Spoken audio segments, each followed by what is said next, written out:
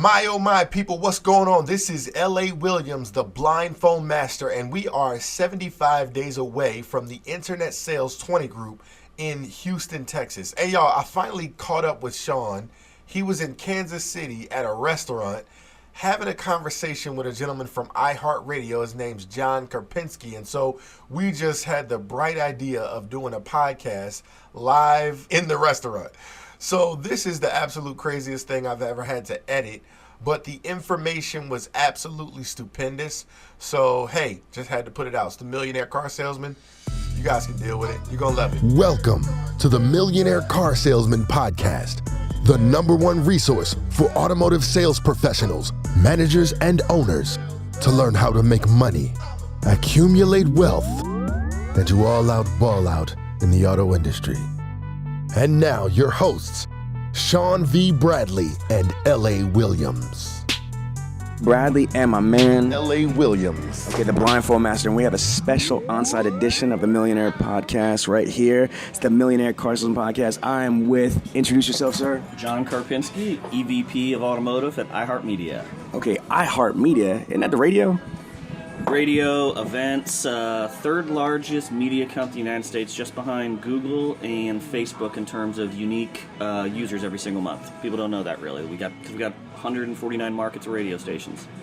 Okay, that's crazy. Well, tell us about your background, first of all. Like, how long have you been in automotive and, just a professional, and go from there? Yeah, so been in the media business almost 20 years now. Started in TV, moved into radio, been focused on the automotive industry about 10 years now as we started to see the change of how consumers were being driven to dealerships. And to me, it was really exciting that, shopping for cars became really a daytime activity. I think that, to me, means more than anything as dealers try to find the most efficient way to reach the consumer. It's during the day when consumers shop, and I think that's what really changed in the industry for us in the last 10 years. Okay, so question for you. When people think, radio or like traditional media, some people might feel like it's antiquated, but from my understanding talking to you, it's really not. It's morphed, it's evolved. So tell us, can you just clarify the relevancy of traditional media and radio in 2019 and 2020? Fair question, because the rise of the internet. I think the first thing to remember is that 92% of people are still exposed to radio every single week. It's what's in the cars. The other part of it about traditional media, people, the smartphone was supposed to make us, more connected, but it actually made us less connected to individuals. People like that shared experience, and that's what radio is. That's why you like your morning DJ. The guy on the north side of town and the guy on the south side of town, which might have different lines, both get the information at the same time, and then can take it with it what they want. It's just like why we like going to concerts still, why we like going to sports games, because you share that experience. So radio has really filled that gap, and like I said, we've grown not because radio got great or TV got bad or anything like that. The consumer, and I always remind dealers this, shifted to shopping during the day. It used to be, you never saw people 15 years ago sitting at their desk reading the newspaper, like looking for a car at 10 a.m. But if you look at any dealer's Google Analytics, their site traffic is between 70% of their site traffic is between 7 a.m. and 7 p.m. It's just people doing it at work now, shopping for cars. So at that point, radio became a much more relevant advertising medium for dealers. And then it's also accepting the fact that what are dealers trying to advertise? They're trying to advertise consideration and really to get you to go to the website, right? I don't care what any dealer tells you, broadcast, digital, whatever. Yes, they want people to come into the showroom, but we know they go to the website first. So if you think about that, shopping's happening during the day. Radio can deliver that frequency of message of what your website is over and over and over again, especially while you're in your car. But to remind people that when you're in that mode to shop, here's a website I have to visit. You're just trying to gain consideration. So I always remind dealers, quit being so worried about price and item in your broadcast advertising. That's where I think they fail. Each dealer spends tens of thousands of dollars a month to make sure their prices online are competitive, right? There's no dealer that doesn't. What a consumer needs to hear is, why should I shop at your dealership? What makes you separate? I'll give an example of consideration. A dealer down in Dallas is on one of those busy highways, right? I'm sure a lot of your clients are on those busy, going north is busy in the morning, going south in the afternoon is busy. He advertises, don't come to my dealership between 3 p.m. to 6 p.m. because the traffic's too bad. Now, does he really mean don't come to my dealership? Of course he doesn't mean that. But what he's doing is all those people who drive by, who sit in that traffic every day, that's his customer. And he's connecting with them by saying, I get it, how bad it sucks to drive down this road. Now, will that stay in their mind more than $2.99 a month? Of course it is, because you're sharing an experience with them. That's how you want to use traditional media, and that's why it doesn't work for a lot of dealers when it's price item. Right. Did I take it back? Because you're missing what you're trying to do. You're trying to get them to remember you from all the noise that's out there and all the pricing that's competitive of why would I trust shopping with that dealer? That's what you're trying to connect with. Another example, car dealer who sells Toyota Camrys out west. He talks about cup holders. 5 times in his ad, he mentions cup holders because he's targeting women. And I asked him, why would you mention cup? Does that sell a car? And he looked at me, he goes, think about your wife going out to her car with your kids. She's got her water and her coffee and your kids' goldfish and your kids' water. Like, cup holders are important to a mom. Right. That doesn't mean it's going to be the reason it's going to buy the car, but it's going to stay in that mom's mind of that ad talked to me in a real way about my experience. How do I get the consideration there? So I think that's where traditional media can set the tone of who you want to be. Oh, thanks. So this is really powerful because a lot of people misunderstand traditional media. You know, what I just got out of what you said, John, is really powerful. If you're trying to just go on broadcast media or radio, for example, and just spam price payments, buy now, you might have incremental success, but that's not the right way that you use broadcast media. If I'm understanding you correctly, it's for frequency, top of mind awareness, branding. Branding used to be a bad word in our business. Right. But now if you think about the internet is the newspaper 20 years ago. True. It's just a list of everybody. Who's going to pay more to be at the top? Just like the guy who ran the double truck newspaper ad where he was a gladiator. He spent more than the other guy. The other thing I always try to talk to dealers about is I always ask them, how important is reputation management? And every dealer in the world will say, it's very important. You know, they're on their reviews all the time, right, to make sure. Well, think about how crazy it is that your reputation management strategy is only answering the reviews of the people who put it online. Traditional media is the original reputation management. Why not tell customers what they're supposed to think of how you deliver, how you work, rather than waiting for them to just read the review that someone put online? I joke, if you called our DJs influencers who deliver reputation management, we'd be the sexiest thing alive. Yeah, absolutely. But because it's radio, it's like a DJ doing a live read, they don't connect what they're actually trying to do. We have influencers who reach tens of thousands of people in every market, and you can use them to tell the consumer what you're known for rather than waiting for the internet to tell them what you're known for, because that's the miss with digital. Digital is great, and I believe digital should be the backbone of every dealer. I want to make sure I'm very clear there. But digital doesn't express that emotion. Digital is price and item. Digital is inventory. And if I sat down with any dealer and I asked them, why should I shop at your dealership? None of them mention price first. Their dealership brings a different value to the table. Traditional media lets you tell that story, where digital media lets you tell price and item. That make sense? 100%. Now eat a little bit while I freestyle for you. So I'm gonna give you some time here. I wanna build on what you said, because I think what you're saying here is awesome, and I'm so glad that you took the time to be on this podcast, because you know we are in the digital world, and a lot of times people forget the other things that are viable. But you used a phrase just now that I want to bring back to the audience: influencers.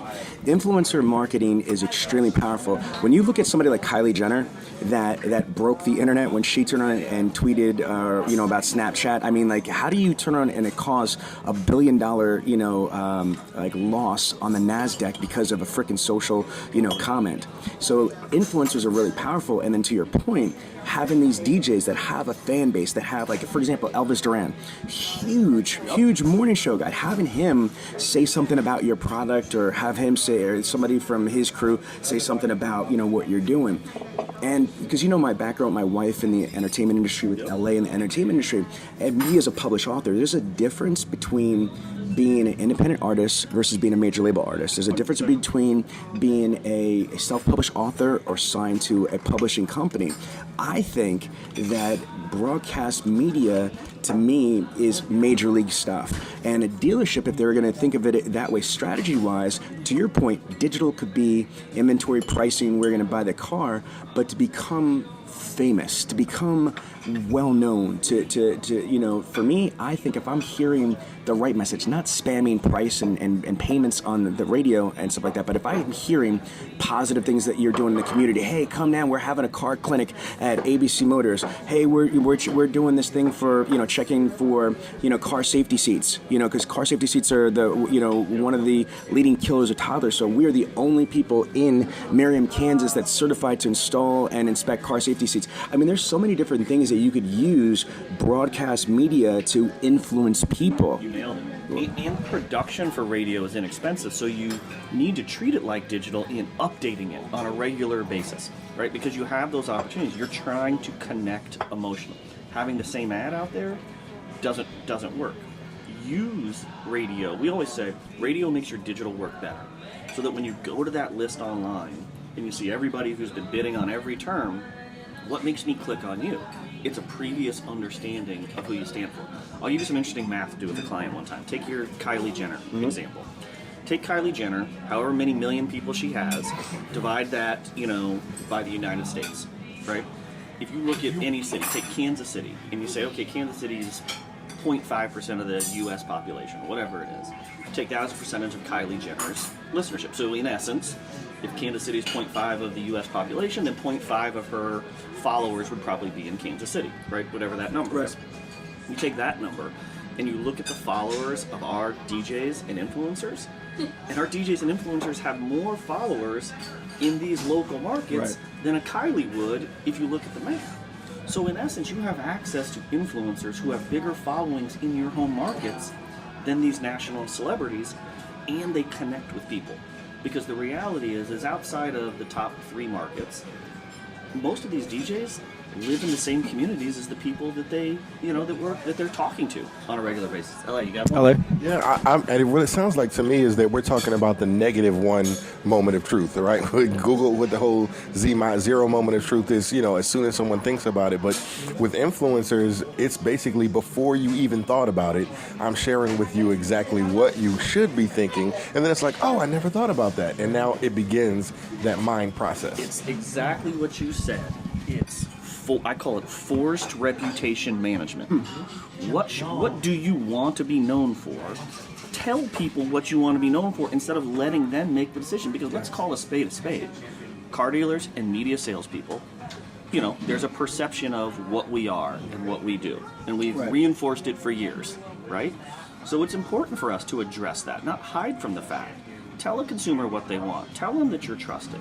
Not wait for somebody. Tell them that you've got a guarantee or whatever, but force it on top of them rather than letting the reviews, because we know 70% of the people who do reviews online are just complaining, right? And so that's where we're always worried about fixing that. Well, if I've got this DJ, take Elvis Duran, who I've trusted, I've grown up with, you've grown up with him for 20 years where you live.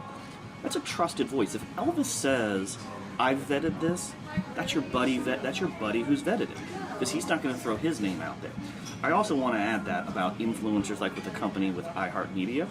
There's a ton of influencers out there on the internet you can buy and purchase and whatever. The difference is ours work for a multi-billion-dollar company. Right. Like we have protections in line to make sure that they don't hurt your brand. You hire some influencer off the internet that works for themselves. What do they care if they say something that's edgy, right? Thinking that they're getting likes or whatever. Our influencers are protected by us because they have jobs, right? And so there's a complete system, so you don't have risk of, is your influencer going to get you in trouble, which is a big concern. Today's social media, someone can put something out. So that combination of that reach to, at the right time of day, because I always come back to that, I challenge every dealer listening to this, look at your own GA. 70% of your search happens between 7 a.m. 7 p.m. during the day. It's not at night when you think how it used to be. So shifting your media to a daytime media, by the way, if you looked at the timestamps on most of your digital, most of your digital would have daytime timestamps on it as well. So shifting that to get frequency, to tell your story, to me, that's the way to make your digital work better. Okay, so we're going to switch it up. I want to frame this because I'm really curious. I'm not sure if you know, but my daughter is 20 years old. She's been on the showroom floor for about 3 months now, and she's crushing it. She just closed 17 units last month, over $7,000 in personal income. Not bad for a 20-year-old young woman. But her dealership, which is, shout out to Savage 61 in Reading, Pennsylvania, the dealer, Tim Profit, he's really smart, man. What he's doing is if you sell, I think it's 15 units a month, the dealership co-ops you. The dealership gives you $1,000 marketing budget. So what I want to ask you is, like, I'm in the process right now with working with the dealer and my daughter to come up with a really strong marketing. She's got her own website. It's better than, I think, some dealerships' websites, tgotyourkeys.com. And what about the individuals that are out there, automotive sales professionals that don't want to live on the nipple of the dealership, waiting for the magic up bus? They want to go be more and do more and achieve more. Is radio and iHeart, radio.com or Iheart Media or broadcast, is that a viable option for them to? It is and it isn't. I want to be clear on that. Right. What I would be doing if I'm a seller inside of a dealership is I want to try a layer on process, kind of like what I recommend Tier 3 dealers do to Tier 2 dealers, to Tier 2 spends, is find where they are and double down in their areas. So if I'm Tatiana and I see that we're advertising on Facebook, Savage is advertising on Facebook, I got that. I want to double down on Facebook so that I'm taking advantage of that advertising that Savage 61, and so there's a correlation to it. So if they're not on radio, then I wouldn't go to radio. I'd go to where the bigger play is to get that frequency. Oh wow, I never thought of it like that. So okay, so if Savage 61 is on Facebook, she should turn around and just double down on that. Exactly. Okay, and piggyback off of that. If they're on radio, then definitely double down on that, pick up on that. 100%. Okay. That's exactly the right way to do it. We do it with Tier 2 all the time. We tell our clients, hey, Tier 2 is investing for Honda in these markets. Hey, Tier 2 dealers, here's your opportunity to put your money against that so that there's an increased frequency of that Honda message. They're going to tell you, like Savage 61, perfect example. They're going to advertise, shop at us, here's the reason to buy us. And then T's going to come in and say, great, you're shopping at Savage 61, make sure you ask for me. Right. Here's the benefit I bring. That's the smart way to layer it up. Okay, so that's really smart. LA, I'm going to let you come in a second with the mic, but my question is this, is that I'm an expert in digital marketing. I'm an expert consultant and trainer, and because of my wife's background in the entertainment industry, that's the only radio experience I've had, working with PDs, working with Clear Channel and Radio 1 in Philadelphia and doing that type of stuff. But the average salesperson has no idea how this works. So can you give me an estimate of how much would they have to invest in? Let's just say if the dealership was doing some radio stuff, how much would Tiana have to or should invest in a month to be able to, have some value? Yeah, so I think you got to look at it a little bit different. I'd say it's a couple $1,000s, and obviously each market depends. But if you think about it, she should be using 15-second inventory. She doesn't need to tell a 30-second or a 60-second story, right? People always forget. What's 15 seconds? It's the Pledge of Allegiance. People think, 15, I don't get enough time. You say the Pledge of Allegiance, it's 15 seconds, and I'm pretty sure the Pledge of Allegiance has some good information in it. Dude, right? that's dope. Bust some shots, LA. That was dope right there. Hold on. You gotta get some. No, absolutely, man. That was great. But I want to add this to it because I don't even think. Of course, you want to invest some money, but how about just investing some time? So if my dealership is marketing on the Elvis Duran, Steve Harvey show, why not just call the show and have a conversation with them about their topics and say, oh, so who am I talking to? Oh, this is Tiana from Savage 61. Yeah, I do. You know what I'm saying? 100%. That's just like what dealers are doing with YouTube, where you've got the 5 second. If they don't watch the 5-second view, then you don't pay for it. So they're moving their billboards to the front of the ads because you get that 4 seconds because we know people are skipping. It's a smart way to do it. To keep, you're exactly right, LA. Layer it on. Have those conversations. Be everywhere that they are. Okay. Now, one question I have for you is, let's just say there's a dealer principal or GM that's listening to this, and I was like, okay, wow, I never thought of it this way. The always question is, where do you start? Okay, so I'm a dealer. I'm spending $30,000, $40,000 a month on advertising. I never thought of radio because I thought radio was like, like waste of money. Yep. But I'm like, oh shit. I mean, like, this sounds actually like it makes sense. Where is ground zero? Where do I start? What do I do? How much do I spend? Who do I, talk to? Yeah, so the easiest way to start it out is you can email me, John Karpinski at IHeartMedia.com. We've got, like I said, 149 markets. I've got 30 plus region auto leads who just focus on automotive, who came from the industry. iHeart, we're a little bit differently as we're building our organization. I'm not hiring just radio people. I'm hiring cars.com people. I'm hiring people who come from that industry to help you plan. Now, what many people don't know is I have a program called AutoFlight that's powered by Urban Science. So I'm the only media company in the United States that can see RDR sales for new cars on a daily basis. You say that again. AutoFlight powered by Urban Science. So Urban Science data, as we all know, unquestionable data. It's dealers' own RDR reports. Every day at 2 o'clock for every brand except for Ford right now, I can see their sales at every dealership, down to a zip code. I can see what models are moving. So I can help advise. So we're trying to take a different tact of call us, talk to us, we'll use our data. I always remind people, we're a $500 million almost automotive business at iHeart. There's not many media companies who have that much in automotive revenue. So we're taking our dollars to invest in products to help our dealers because we have the ability and the scale to do it. So the easiest way is to connect us. We'll give you our evaluation of what stations we should use. We use our own first-party data from iHeart because we've been capturing on the app people's device IDs to understand their listening habits, and we'll use that data for our first-party data to recommend which radio stations are the most likely to have the type of consumer you want. And we'll take it down to the segment level. Because I don't want, if you're pushing a truck, I'll give you an example in Austin, Texas. Mm-hmm. They're always they're pushing trucks, they're buying country, and they're buying rock, all the things that you would consider. Our first-party data of our listeners showed that urban would be a really strong station there. Now, it wouldn't be something you'd think of trucks, but if you think of Austin, you think that trucks down there are people's luxury cars in a lot of ways. People totally pimp out their trucks, right? And you think of, you and I grew up in the 90s, right? Hip-hop is what I listen to every single day. Oh my gosh, I love this guy. Right? Dude, you're awesome. I'm just seriously. But you wouldn't think about that. Right. It's not your normal. But now that we're taking our first-party data and seeing the habits, now this dealer, even though the radio stations may be ranked 6th, and you wouldn't say, oh, hey, that's my thing, they're getting an efficient buy that they can track back to success because they're buying an audience that they didn't expect, but the data actually tells them that's a better place than just using your gut. So we're using our first-party data to make recommendations. We're using our AutoFlight powered by Urban Science to make sure they're in the right pockets of competitive information because dealers don't get to see daily RDRs. They get their Market Masters reports, and I always get told, oh, we already see all that data. You don't see the competitors that we can see. We make all that, and then we see if you're a right fit. I don't want to take somebody's money if it's not the right frequency. That's not good for me. We've got a lot of good value, but we want to do that, and if you think of it, you think it's right after that, then great.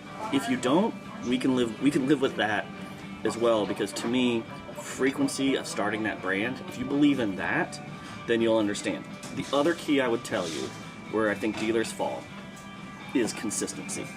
I always ask the best dealers, how long has your best salesperson, how long have they been there with you? And they're always like, 8 years, 10 years. I'm like, okay, what about your second best salesperson? 6 years, 10 years. I'm like, so consistency wins? And they're like, oh yeah. I'm like, so quit coming in and out. Right. If you're going to go with radio as a broadcast medium, stay with it, right, because you're creating the consistency. Right.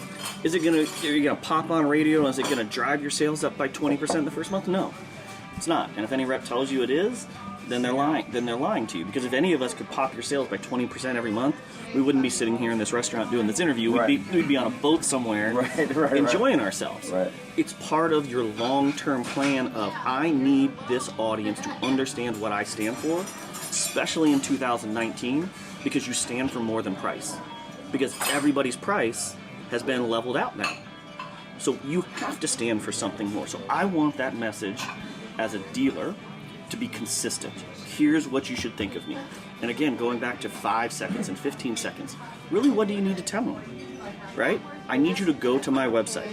Great inventory that will match any valid price. Come check us out before you go into any stores.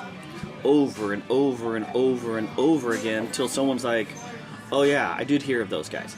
It's also credibility. Broadcast advertising gives you credibility. Like you said, radio and Elvis Duran seems big. Like I said about iHeart, it seems trusted. So if you're on that radio station, let's say you get to that list on the internet, and there's 2 stores that you've never heard of, and 1 store that you have heard of. You at least believe in your head psychologically, the one I have heard advertising must be legit because he's spending advertising on broadcast. Right, absolutely. And that helps drive where I said before, it makes your digital work better. That's what you're trying to do at the end. When that tiebreaker on the internet of the SEO, SEM, however you get listed, why do I want you? I got to tell you, honestly, John, this is like eye-opening for me. Like, I obviously, like, I understood, but, like, I got a lot more clarity. What I'd like to be able to do is a couple things. One is I want to schedule a live streaming webinar to, like, our almost 13,000 members in the actual group, because it might be, this is kind of cool for the audio if people are driving for the podcast, but I think that if you're able to kind of show some examples, you know, on your screen, or, you know, we're able to have in a webinar type format, I think you'll be able to kind of take people through the yellow brick road on how to do this. Also, we're really proud that this is the 3rd year that iHeart Media is going to be part of the Internet Sales 20 group. Yep. And are you the one that's going to be speaking? Either me or Kristen Armstrong, who's our Vice President of Automotive down in the Houston region.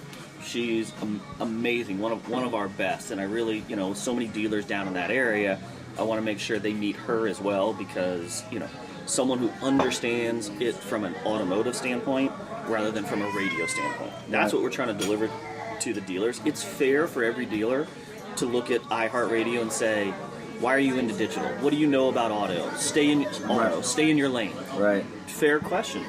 But once they see the data we have, and we'll show on the webinar, like I said, that AutoFlight urban science data. That's crazy. It blows people's mind. And then they start thinking about, as I mentioned before, we're almost a $500 million automotive company. Oh, it makes sense why you guys are expanding into these other things. It makes sense. And so when your dealers meet someone like Kristen, and they can say, hey, I know who my radio reps used to be, but in 2019, I see what iHeart has done on bringing in people from the auto industry. Instead of trying to make radio people auto people, we're making auto people radio people. A couple things. What I want you to think about, because you're going to have a lot of visibility, because especially from all this is really kind of cool for me. You're going to have a speaking session is one thing, so whether that's you or Kristen is fine, but you're also going to have a roundtable. Here's what I think would be great is to be able to, I think this is important, you at the conference, you should definitely educate dealers on, you know, who iHeart Media is, iHeart Radio is, and how it could directly be beneficial to them. But what I think would be great is if you were also able to show how do you start.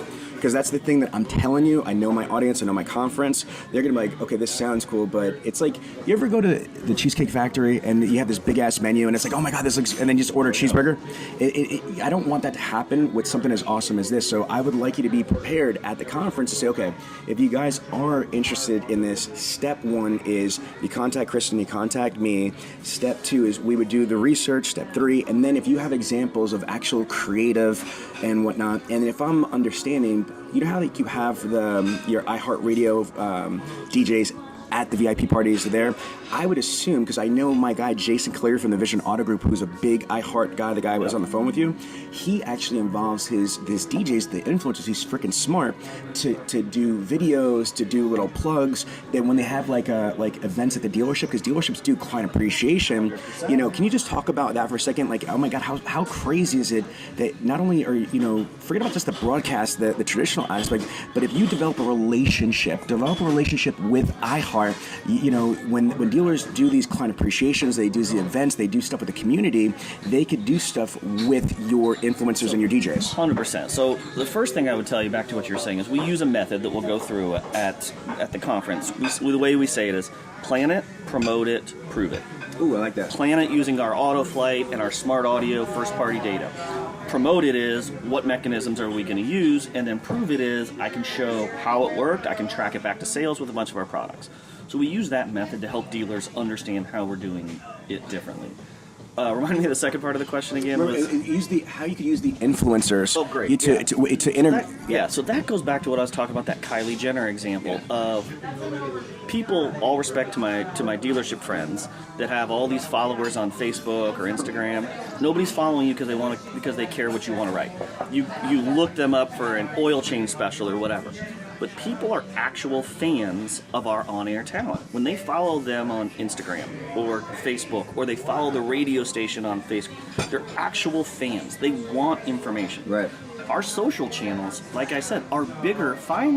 Look at our influencers and find a social channel in Philadelphia that's bigger than our influencers. You can't hardly.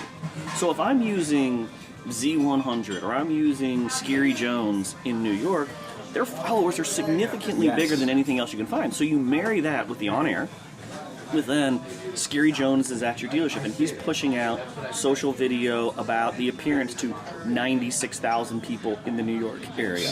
And he's taking it, and he's got a loaner car for a weekend, and he's doing a road trip down to Atlantic City to show how he can fit in all his friends. And he's doing a shot that can be really easy off social media. Same thing you do. You know how easy it is to promote it. Absolutely. But you have to, our people have fans, and that's the biggest difference. You can push on social media, but so much on social media is just noise. Okay, true transparency, we've talked about different things, as far as with dealers and dealer synergy and IS20G, but John, honestly, I'm not just saying this because of the podcast. I really love this conversation with the influencers. I would like you to try to create a presentation. Obviously, we want to let them know about radio media, but I think the spin here is being able to explain to the dealer audience, especially in 2019, 2020, kind of bridging the broadcast radio with the influencers and the social, but not just, conceptually, hey, we have DJs that have a lot of fans, but showing some examples. Yep. We have joint clients, and, even if it was just an iHeart, if you could come prepared with, how are your influencers, how are your DJs, doing community events or dealership events, how are they, I love that idea you just said about they're in a loaner car. I know a dealer that would, a ton of dealers that would give somebody a freaking, whatever type of loaner car, especially the Telluride or something like that for the weekend, you know what I mean? Just so they could take it to the show and stuff like that.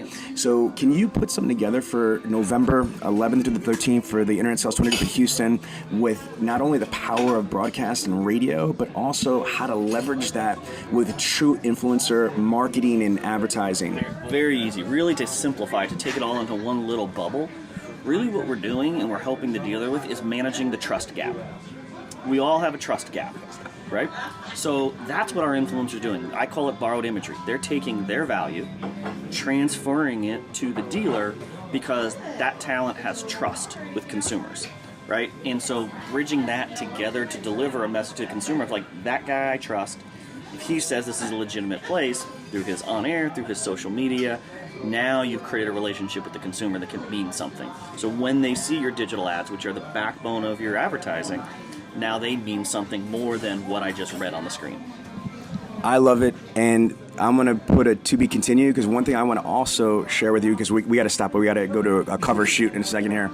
I was going to miss the cover of a national magazine. I also want to talk to you, I want you to think about this for my daughter. I want to position Tiana to become an influencer, and I think she could use conventional media and she could use conventional reach to accelerate her to be an influencer. She could turn on and do it organically, what she's doing, but can you imagine if she's doing stuff on radio? Hey, if you got any questions, if you want to, I could let T's got your keys. If it's just kind of branding to get her known as your car girl, your car resource, what have you. So that's going to be to be continued for the next one, okay? LA, you're going to take us out. Yeah, absolutely. And I'll just say this about what you just said. So many people do that. Credit customers, right? They got, the lady that comes on and talk about credit. You got the person that comes on and talks about law. Why not have Tiana come on and talk about, buying a car? So that's beautiful stuff. So, man, thanks so much, everybody, for listening. This is the Millionaire Car Salesman Podcast. It's your turn. Go out there and be a millionaire car salesman. To be continued. Ladies and gentlemen, if you like it, you love it, you want more of it, then don't wait for the next money show. Just go to bradleyondemand.com and take your career to the next level.